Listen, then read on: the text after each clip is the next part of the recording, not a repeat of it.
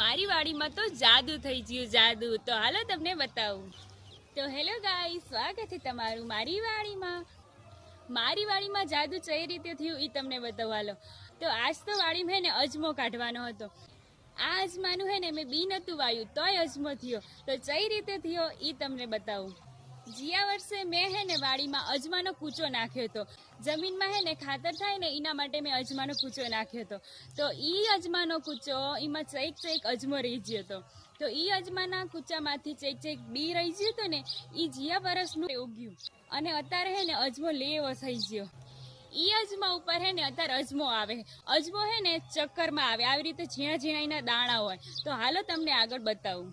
તો જુઓ, આ હે અજમો. અજમાના હે ને આ રીતે હે ને ઝીણા ઝીણા દાણા હોય અને અજમો હે ને આ રીતે ચક્કરમાં આવે. અહીંયા તમે જોઈ શકો કે એના દાણા કેટલા નાના નાના હે. અજમાના પાંદડા હે ને ઈ ઝીણા ઝીણા જ હોય. તો અહીંયા તમે જુઓ, અજમો હે ને એક ડાળીઓમાં કેટલા બધા ચક્કર હે.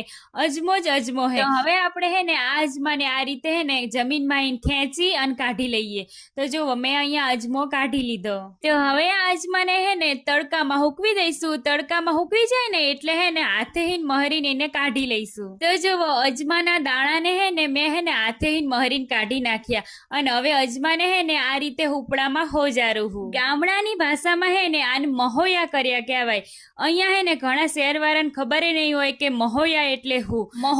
મહોયા એટલે કે હે ને અજમાના દાણાને હે ને આ રીતે હુપડામાં હોજારી અને હે ને એને સાફ કરવાનો. અહીંયા હે ને મેં વાડીમાં હે ને 250 ગ્રામ જેટલો અજમો હે ને પહેલા કાઢ્યો હતો. અહીંયા હવે થોડો પાછળનો રહ્યો તો ને ઈ અત્યારે કાઢ્યો. તો જુઓ, અજમો આપણો સાફ થઈ ગયો હે. અહીંયા તમે જોઈ શકો. તમને આવી રીતે હુપડામાં અજમો હોજારતા આવડે કે નહીં? કમેન્ટ બોક્સમાં કહેજો. આવજો.